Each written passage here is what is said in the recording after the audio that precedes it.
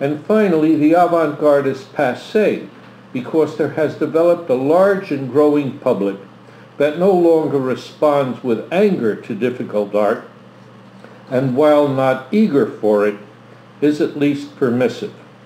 As modernism became outdated, a new attitude in the visual arts developed, which we can term postmodernist. Now the individuality of an artist's vision and the artistry with which it was embodied in a work are what counts, not its innovation or up-to-datedness. The audience for postmodernist painting and sculpture has had to change a number of its expectations. It has had to stop considering novelty in art as a primary value and instead attach greater importance to the expressiveness and individuality with which artists extend existing visual ideas. There has remained areas of vast potential scarcely tread by artists who have jumped to extremes that require fuller exploration. If artists could no longer make it new in the modernist sense, they could remake it new in the postmodernist sense, and the difference between make it new and remake it new is critical in the perception of contemporary art. Jorge Pardo has been remaking it new for decades by combining familiar elements in individual and expressive ways.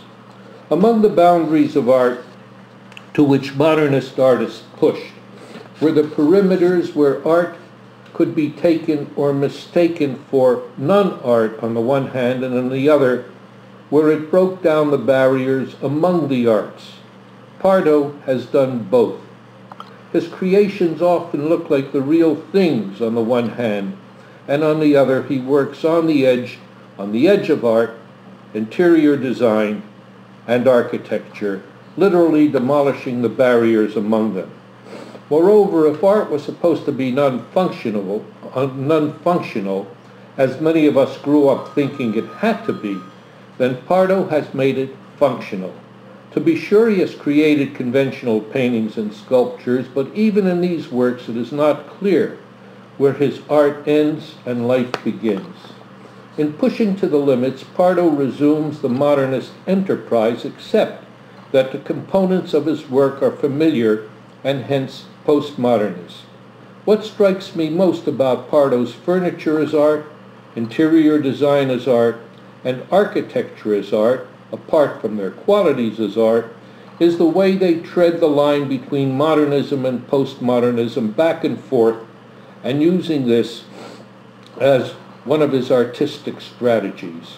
Pardo points the viewer's thinking to this practice by recreating modernist furniture and design, for example, Le Corbusier's famous chair. Recreating furniture has been a favorite practice of Pardo. His furniture looks like real furniture and is often used as real furniture is, to sit on or to sleep on. He has invented pieces of furniture that are imaginative, as in many of his lamps, but these lamps function like real lamps, that is, they can be turned on and off.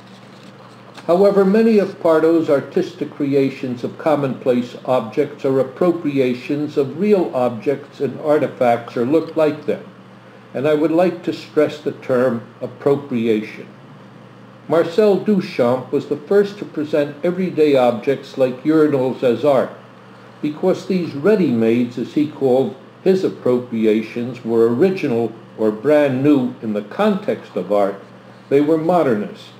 They inspired succeeding artists to do the same, so much so that the appropriation of real things, or the creation of things that look real enough to be taken for real things, has become a favored and familiar practice, and hence postmodernist. However, different contexts can make appropriated art look individual and fresh. Duchamp placed his ready-mades in a museum setting in which they were separated from life.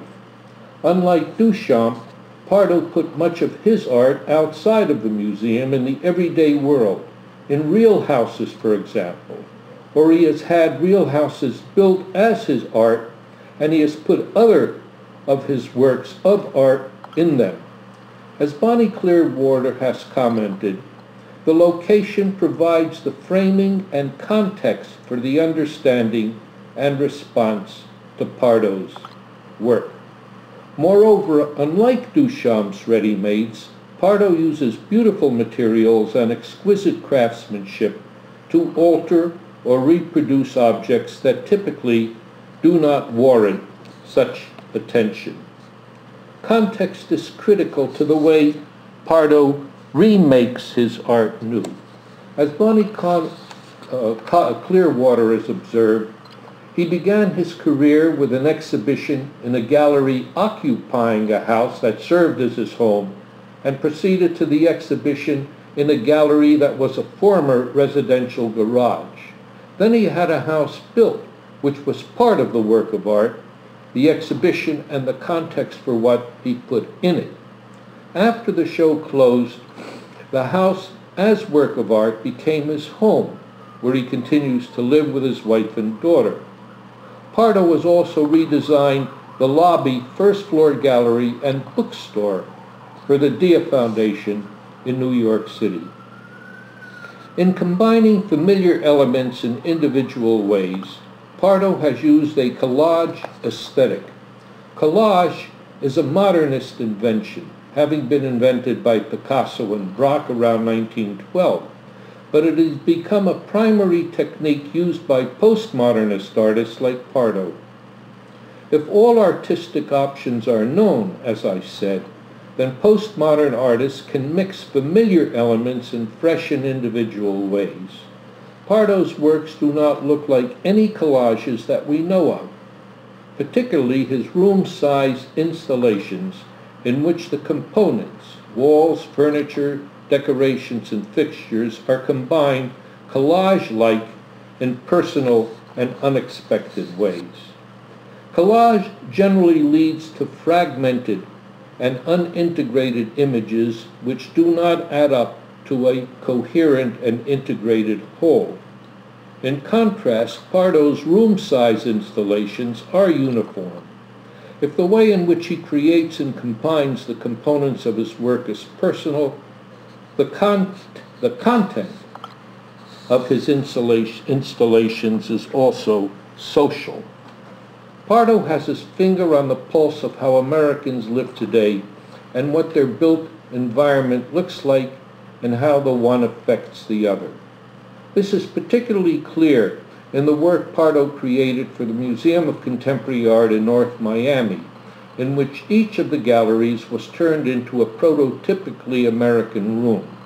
Also American is the way Pardo has been complicating his work, risking visual overload. Bonnie Clearwater has pointed out that multitasking is a way of life for young people in the United States today. In the end, Pardo's art is both personal and social, and this is the source of its expressive power.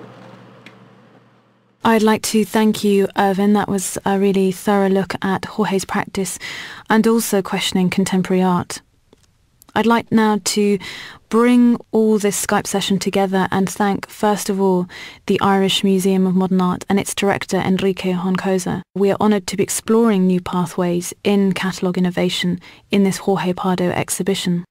I'd like to thank all the speakers that have actually engaged and actually been very open in working with the Irish Museum and Jorge in constructing this catalogue and this virtual catalogue. Importantly, I want to thank Jorge Pardo. Without his inspiration, energy, and his openness to ask the questions of what implications are for art in the 21st century, this could not have gone forth. It is therefore timely that this exhibition and catalogue reflects the conventions of space and the object. As Pardo looks at our representation in the world, and together with this 3D book, I think we've explored the ramifications of the politics of space and what they are.